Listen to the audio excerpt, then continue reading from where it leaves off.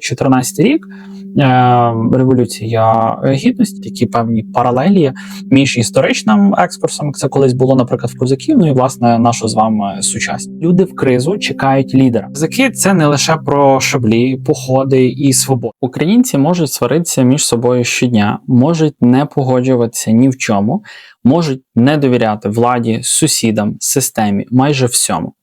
Але в якийсь певний момент відбувається надзвичайно дивна річ. З'являється відчуття великої несправедливості, і ті самі люди, які ще вчора сперечалися, раптом стають єдиними. Наче хтось натискає якусь певну невидиму кнопку. Історія України повторює цей момент знову і знову. Кожне покоління переживає його по-своєму, але механізм залишається єдиним і однаковим для всіх поколінь. У звичайний час є розділення, у кризу – об'єднання. І питання тут не в героїзмі, не в романтиці і навіть не в патріотизмі. Тут питання в одній єдиній складовій – це в справедливості. У попередньому відео ми з вами говорили, що українці дуже гостро реагують на несправедливість. Але сьогодні важливо зрозуміти інше. Це відчуття не тільки руйнує системи, воно ж дуже часто руйнує, власне, саме суспільство. Бо коли правила перестають працювати, коли інституції слабкі або вони повільні, можливо, взагалі не працюють, у більшості народів настає розгубленість. Люди чекають наказів, певних рішень, лідерів. Українці історично діяли зовсім інакше. Вони починали діяти, власне, самі. І це не випадковість, це швидше про якісь певні паттерни, які повторюються, або про закономірність. Століттями українці жили в умовах, де держава була або дуже далеко, або, власне, чужою. Або її просто можна було ніде не бачити, вона просто була неспроможною. Чекати допомоги зверху часто означало програти. І тому сформувалася інша логіка: якщо щось несправедливе, треба діяти, власне, самим. Без дозволу, без інструкцій, без якихось певних гарантій.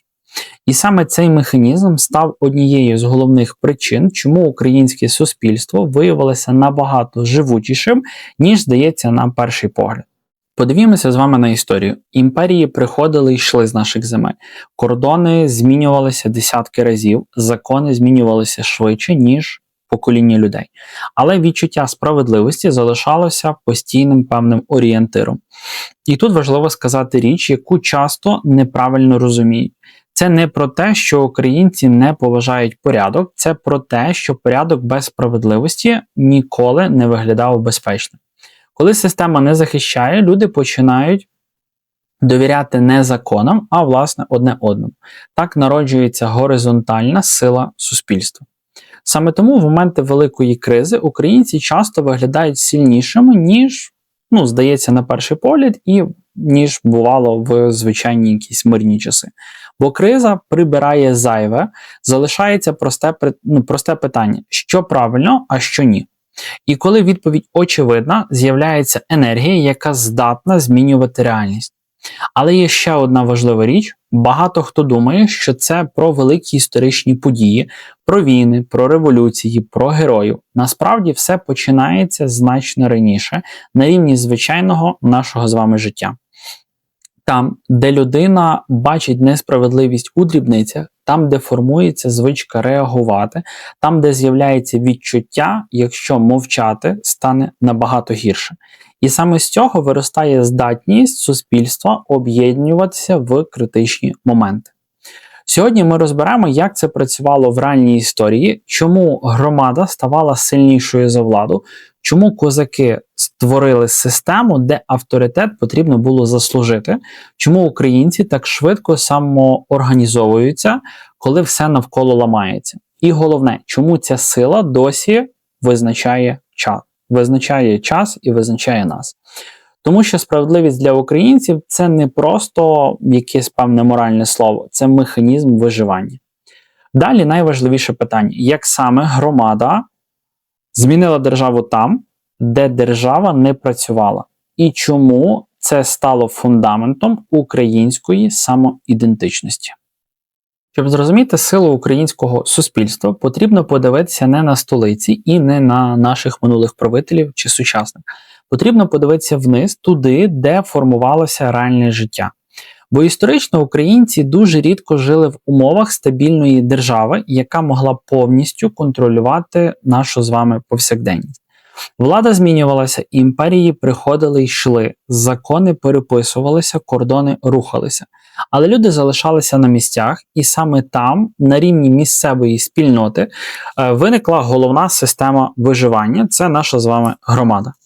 Громада була набагато більшою, ніж просто якісь певні сусіди. Це була структура, яка відповідала майже за все. За порядок, за розподіл ресурсів, за вирішення конфліктів і, найголовніше, за нашу з вами справедливість. Коли не існує стабільного суду, люди самі визначають, що є правильно. Коли немає гарантії захисту з боку влади, спільнота створює свої власні правила. І ці правила працюють не тому, що їх хтось записав, а тому, що їх визнають всі. Саме тут формується дуже важливий принцип українського мислення. Справедливість – це те, що визнає громада. І зверни увагу, це не анархія, це не хаос.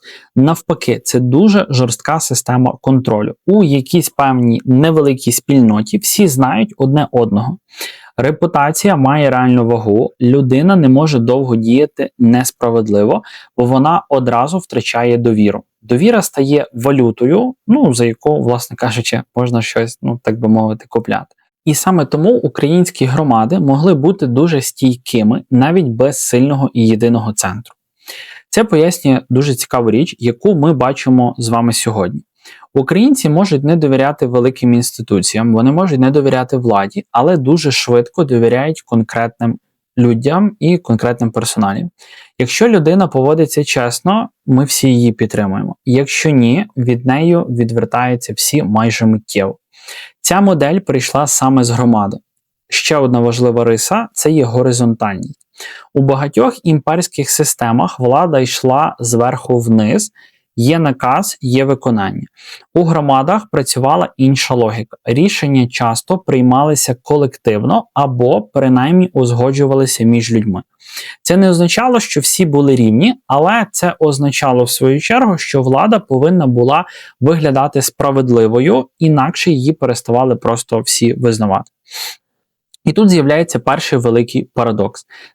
Саме ця горизонтальність робила суспільство сильним у кризах, бо люди звикали домовлятися між собою. Але вона ж, в свою чергу, і ускладнювала створення жорсткої вертикальної держави. Бо людина, яка звикла до громади, завжди внутрішньо перевіряє владу, чи справедливо вона, в свою чергу, є. Чи має вона моральне право вимагати послуху. Це добре видно на прикладі козацтва, яке ми розберемо з вами далі, але коріння саме тут у побутовій взаємодії. Громада вчила тому, що лідер – це не той, кого призначили, а той, кого визнає народ. І це дуже сильна ідея. Саме тому українці так погано сприймають несправедливу владу. Для суспільства, яке сформувалося на основі громади, несправедливість означає втрату легітимності. Люди можуть терпіти якісь певні труднощі, можуть терпіти складні рішення, але вони дуже погано терплять відчуття, що правила не однакові для всіх, що ми з вами не є всі рівні. Бо в громаді подвійні стандарти руйнують систему одразу і моментально. Ще один важливий момент. Громада завжди працювала через взаємну відповідальність. Це означало, що люди звикали допомагати одне одному не з якогось певного романтизму, а з практичних і прагматичних причин. Сьогодні ти допомагаєш комусь, завтра допоможуть тобі. Саме тому українці виглядають більш згуртованими під час криз, ніж у мирний час. У критичних умовах запускається дуже старий і давній механізм. Ми виживаємо разом. Тому ми починаємо об'єднуватися навколо кожного нас з вами. І тут важливо сказати прямо, ця система не була ідеальною, але вона працювала. Громада могла бути жорсткою, могла помилятися, могла тиснути на тих, хто відрізняється, бо, так би мовити, був білою вороною серед громади, але вона давала одну головну і ключову річ – відчуття контролю над власним життям. Люди не були повністю беззахисними. І саме з цієї моделі виросла одна з найсильніших рис українського суспільства – здатність до самоорганізації. Коли система зверху слабка, люди не чекають. Вони починають діяти самі, це відчувається і сьогодні, від волонтерства до якихось певних локальних ініціатив. Ця логіка нікуди не зникла. Отже, якщо підсумувати, громада навчила українців 3 ключовим складовим. Перше. Довіряти людям більше, ніж структура.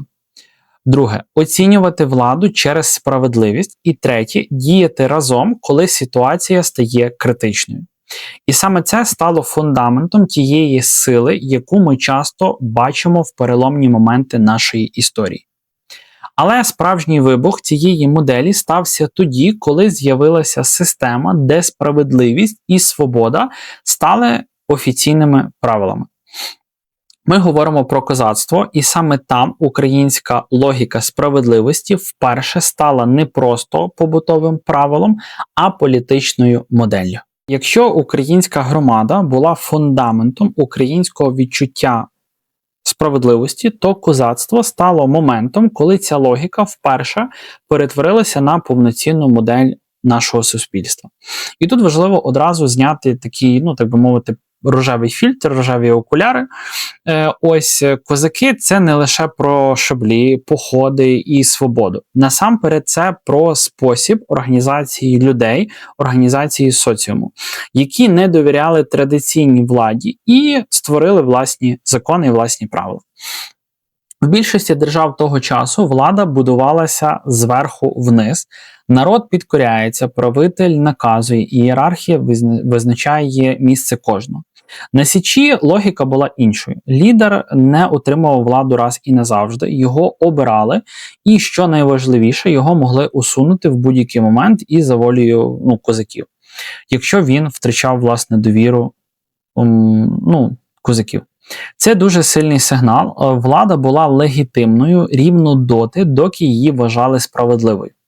Уяви собі, наскільки це відрізнялося від тогочасної Європи, де більшість людей навіть не могли собі просто уявити, що вони мають право впливати на, власне кажучи, свою владу.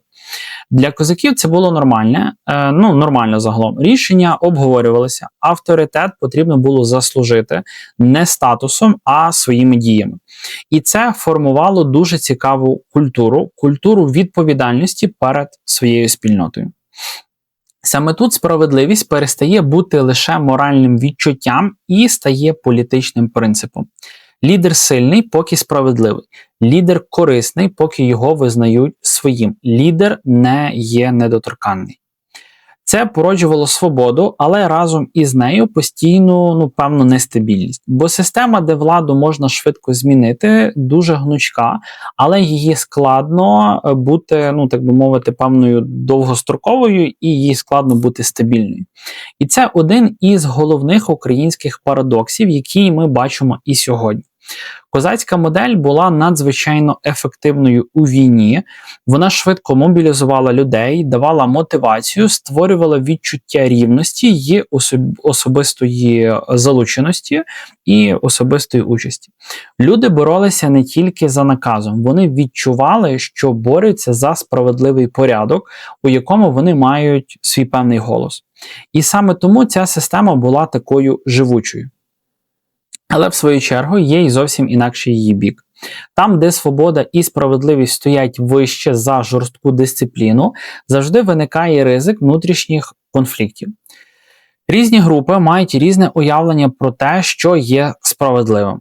Це не слабкість характеру, це особливість моделі. Справедливість – поняття живе. Воно залежить від контексту, людей, ситуацій. Те, що одному здається правильним, іншим може здаватися несправедливим. І тут весь час є, так би мовити, підґрунтя для конфлікту. І саме тому козацьке суспільство одночасно виглядало дуже сильним і одночасно дуже крихким. Але є одна річ, яку ця система залишила українцям назавжди. Ідея, що влада не є чимось священним самим по собі, вона повинна доводити свою справедливість і свою легітимність. І якщо цього немає, суспільство має право її ставити під сумнів. Ця ідея пережила століття, навіть тоді, коли козацька епоха вже закінчилася, сам принцип залишився в колективній нашій з вами пам'яті. Люди могли жити під різними державами, але внутрішнє відчуття справедливості продовжувало бути точкою відліку. І це пояснює ще одну дуже важливу річ. Українці дуже погано сприймають владу, яка дистанціюється від людей, від нас з вами. Бо історична легітимність виникала не через титул, а через контакт із спільнотою. Коли цей контакт зникає, довіра просто руйнується. Саме тому українська історія виглядає як хвиля. Періоди сильного піднесення, коли влада здається справедливою, і періоди різкого розчарування і спаду, коли вона перестає відповідати нашим з вами очікуванням. І тепер стає зрозуміло, чому українці настільки швидко самоорганізовуються у кризах. Бо козацька модель навчила нас з вами головному: якщо система не працює, спільнота може взяти відповідальність на себе. Це дуже сильна риса, саме тому вона ж і створює проблему, про яку ми говоримо з вами далі. Бо суспільство, яке постійно здатне перезбирати себе, іноді дуже складно переконати, довіряти довгим і складним інституційним процесам. І саме тут знаходиться межа між силою і слабкістю. У наступному блоці ми поговоримо про найцікавіше, чому українці особливо сильні тоді, коли все руйнується, коли є хаос, і чому саме в стабільні моменти виникає найбільша напруга. Є одна річ, яку часто помічають навіть люди ззовні. У певні моменти великих потрясінь українці можуть виглядати неймовірно організованими, рішучими і згуртованими. Але щойно настає більш-менш якийсь певний стабільний період, повертаються суперечки, критика, якісь внутрішні розбрати, недовіра, ну і загалом внутрішня напруга, воно все таке, знаєте, суспільство як на ножах. Насправді це прямий наслідок тієї історичної логіки, про яку ми говорили раніше. Коли система працює стабільно, суспільство починає жити за певними правилами і вже певними сформованими законами. Потрібно чекати рішень, довіряти процесам, миритися з компромісами. Але для людей, які історично звикли покладатися на громаду і власне відчуття справедливості, такі періоди часто виглядають занадто повільними, занадто довгими і занадто нудними. З'являється відчуття, що нічого не змінюється, що систему неможливо зрушити, що якісь певні рішення приймаються десь далеко і без участі простих людей. І саме тоді починається напруга. Але коли проходить криза, усе різко змінюється. Криза прибирає складні процедури. Вона робить ситуацію чорною і білою, вже немає якогось такого певного сірого відтінка. Зникають довгі дискусії про дрібниці, залишається базове питання, що є правильним, а що в даний момент ні. І саме в цей момент українська модель починає працювати на повну силу, на повну катушку. Люди перестають чекати команди зверху, або ззовні. Хтось починає допомагати, хтось організовує інших, хтось бере відповідальність там, де система просто банально не встигає. Це виглядає як спонтанний хаос, але насправді це дуже стара форма самоорганізації. Саме тому під час криз українське суспільство часто виглядає сильнішим за сформовані державні інституції. Не тому, що інституції є слабкими самі по собі і своєю суттю, а тому, що горизонтальні зв'язки запускаються набагато швидше, ніж інституція якась зверху. Громада, знайомі, довіра між людьми – усе це починає працювати майже миттєво. І тут є важлива деталь. Українці не просто реагують на небезпеку, вони реагують на несправедливість цієї небезпеки. Правда, так досить цікаво сформульовано і досить парадоксально. На відчуття, що щось порушує базовий порядок речей. Саме це запускає емоційну енергію, яка перетворюється на дію. У багатьох суспільствах люди в кризу чекають лідера. В українській традиції часто відбувається зовсім інакше. Лідери з'являються вже в процесі дії. Тут вас поверну трошки до такого сучасного екскурсу. Якщо ви пригадаєте, хто вже так свідомо був, так далі. Я вже такі, в мене були перші проблиски самосвідомості, 14 рік. Революція Гідності, ось Майдан, і тоді досить цікавий, так би мовити, такий прихід, і звідки взявся Порошенко, тоді, якщо можна пригадати, Майдан, відповідності, як він там вибрався на трактора, і відповідності всі ситуації з Беркутом і так далі. Але, власне кажучи, він як лідер появився і вистрелив саме, власне, в цей момент революції. Ось, і, досить закономірно було, що він дістав таку велику, так би мовити, людську підтримку. Він такий лакмусовий папірець довіри, ось, і таку заявку на власну справедливість, і тому він швидко обрався, став президентом. Ось, я зараз не беру його там політичну діяльність, фінал, так далі. Я говорю за те, яким чином він став, власне, лідером, став президентом, і одразу ж ви собі могли такі певні паралелі між історичним екскурсом, як це колись було, наприклад, в козаків, і, власне, нашу з вами сучасність. Ось, також це можна там перекладати майже на кожного нашого президента, Зеленського і так далі, всіх решта. Ось.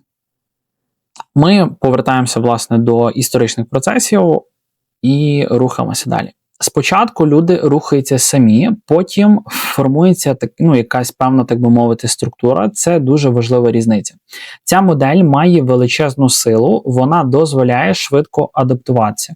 Вона робить суспільство живучим. Вона дає відчуття, що навіть без ідеальної системи можна діяти і впливати на реальність. І саме тому українців так складно остаточно зламати і остаточно перемогти. Але є й інакший протилежний бік. Коли криза наша з вами закінчується, ця ж сама енергія починає шукати нову несправедливість. Люди, які звикли діяти активно, раптом потрапляють у реальність, де потрібно чекати, домовлятися і будувати довгі процеси. І тут виникає, так би мовити, певне розчарування. Суспільство, яке чудово працює в режимі певної мобілізації, часто відчуває втому в режимі стабільного розвитку. Бо розвиток – це повільність, компроміс і желізобетонне, власне, терпіння. А справедливість, як ми вже говорили раніше, рідко буває терплячою. Саме тому українська історія виглядає такими певними хвилями, і українці стараються, як на серфінгу, на тих хвилях втримуватися. Підйом, коли є велика мета і відчуття моральної правоти. Спад, коли починаються якісь певні буденні питання управління. Це не унікально лише для українців, але в нашому випадку це особливо помітно через історичний досвід без стабільної державної традиції. Тут важливо сказати одну дуже таку чесну і правдиву річ. Сила українців у кризах – це не випадковість і не магія. Це результат століть життя в умовах, де виживав той, хто міг швидко об'єднатися з іншим. Це наша адаптація. Але кожна адаптація має свою ціну.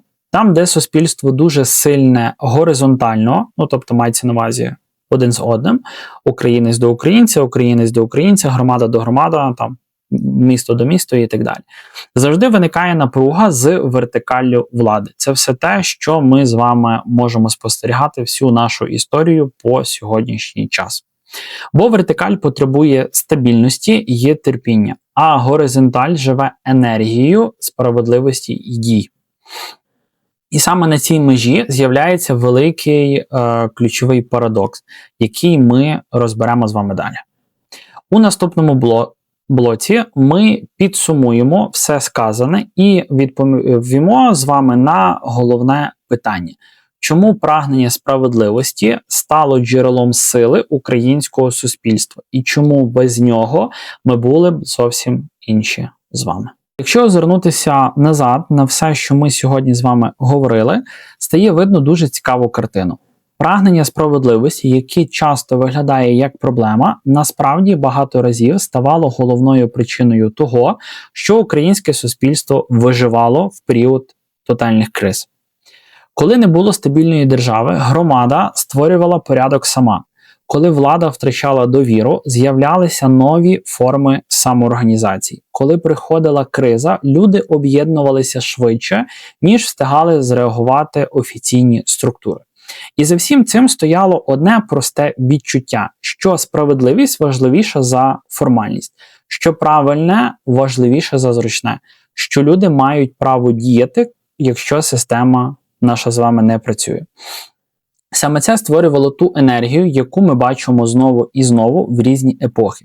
Українці могли бути розділеними в дрібницях, могли сперечатися про все на світі, але коли з'являлося відчуття великої неправди, вони раптом ставали одним цілим. І це не героїзація, це історичний механізм виживання українців протягом століть.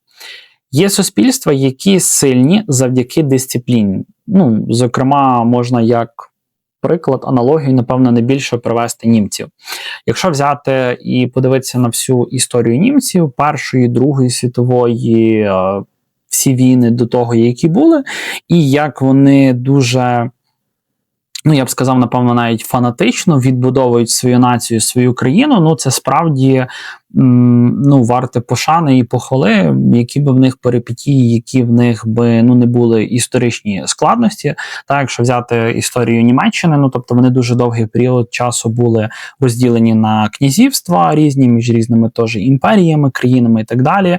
Після Другої світової вони були розділені між, так би мовити, Західним блоком і Варшавським, з Радянським Союзом і так далі. Але все ж таки, незважаючи ні на що, тобто вони дуже такі дисциплінована нація по сьогоднішній день, по сьогоднішній час. Я думаю, що ті українці, які будуть дивитися мене з Німеччини, я думаю, що погодитеся. І, до речі, можете в коментарях під цим відео написати, чи я правий, чи погоджуєтесь, чи не погоджуєтесь. І, можливо, можете навіть поділитися якимось своїм певним досвідом життям в Німеччині. Є суспільства, які сильні завдяки інституціям. Тут можна приводити в аналогію британців, бо в них дуже величезна країна з давньою історією, глиба, і багато інституцій є. Франція, зокрема, теж в них дуже сильні інституції, які були сформовані і побудовані ще в часи Наполеона, і вони по сьогоднішній день, їхній дуже великий державний апарат, устрій, він ще тягнеться з 19 століття. А є суспільства, які сильні завдяки внутрішньому відчуттю справедливості. Українці саме такі. Але тут з'являється дуже важливе питання. Якщо це наша сила, чому ми так часто відчуваємо нашу з вами нестабільність? Чому кожен підйом рано чи пізно змінюється розчаруванням? Оце прям, напевно, найбільше, на що я би хотів зробити великий акцент сучасної нашої, зокрема, історії, що мабуть, напевно, немає жодної влади за вже 35, вже трохи більше нашої з вами незалежності. Після 91-го року немає жодної влади, жодного президента, прем'єра, Верховної Ради і так далі, в яких ми би не розчаровувалися. І це так сильно парадоксально, що ми такий дуже великий мандат довіри надаємо своїй владі, кого ми з вами обираємо на виборах, і не проходить майже, 2-3 років, вони не всиджуються інколи навіть на своїх термінах, на які вибираються, і одразу вже рейтинг і мандат тої довіри, він просто шаленими темпами йде до нуля. Чому енергія, яка рятує нас у кризах, іноді заважає в мирний час? Відповідь непроста, бо те, що робить суспільство сильним у момент небезпеки, не завжди допомагає будувати довгі і складні системи. Справедливість – це емоції і моральне відчуття, а держава – це інституції, правила і час. Іноді ці два світи співпадають, але дуже часто в нашому випадку вступають у конфлікт. І саме тут починається найцікавіше, бо в наступному відео ми поговоримо про темний бік цієї сили. Ми поговоримо про темну лошадку, про те, чому прагнення справедливості може перетворюватися на пастку. Чому суспільство, яке вміє об'єднуватися і боротися, іноді так важко домовляється із самим собою у мирний час? І чому стабільність виявляється значно складнішою, ніж перемога? Але перед тим, як рухатись далі, важливо запам'ятати головну і ключову річ із цього відео. Українці сильні не тому, що їм легко, і не тому, що вони завжди єдині. Вони сильні тому, що в критичний момент здатні поставити справедливість вище за страх. І саме це багато разів змінювало хід нашої з вами історії. У наступному відео ми подивимося на інший бік цієї історії. Те, що рятувало нас у кризах, чи може воно заважати нам у стабільності. І це вже буде розмова без, певної романтики. Якщо це відео було для вас цікавим, підтримайте канал лайком і підпискою.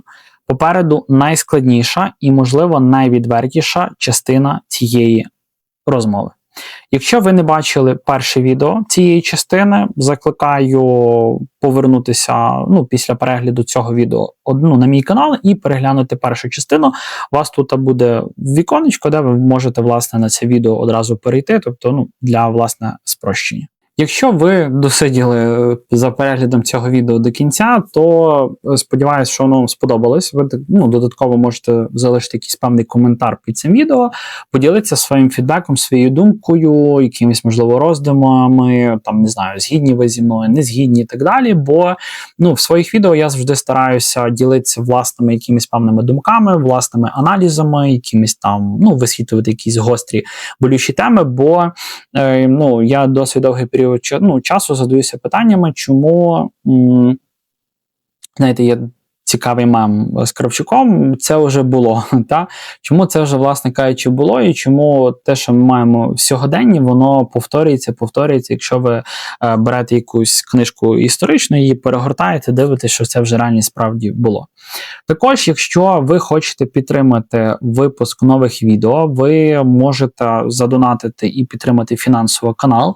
Тут в лівому та в правому верхніх кутах у вас будуть QR-коди, з якими це можна зробити. В описі даного відео також це буде. Ви можете приєднатися до створення розробки потенційно тих цікавих відео, які би вам були. Ось з донатом ви можете залишати коментар, побажання до створення відео, якихось тематик. Ось і ваш особистий внесок в створення українського історичного новітнього Ютубу. Побачимось з вами у наступних відео.